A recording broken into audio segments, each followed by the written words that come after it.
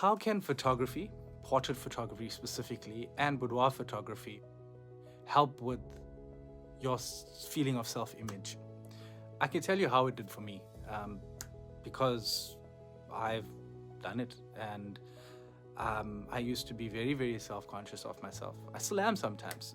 These are images of me, and these are also images of me.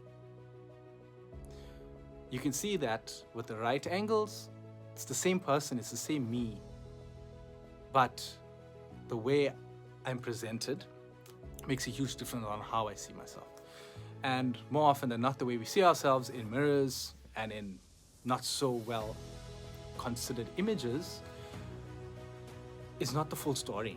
And I think that's how this form of photography can really help with seeing oneself in the way not just other people see you, but in the way you exist, not just in the way you see yourself in a negative light.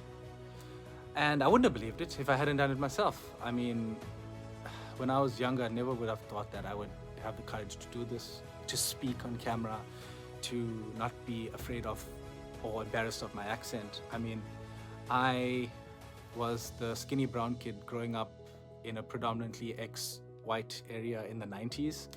I didn't fit in, so I renounced religion. I ignored my culture because I wanted to fit in. And yeah, I really became very self-conscious. Every day that I get home, and still to today, and I don't care because I surf every day and I love it, but my grandma would ask or say, "Oh, so dark you got."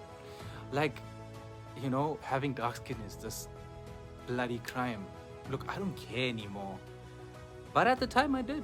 And it took me a long time working on it to get over it. And I mean, I'm a dad now. You hear all the jokes about dad bods and blah, blah, blah, blah, blah.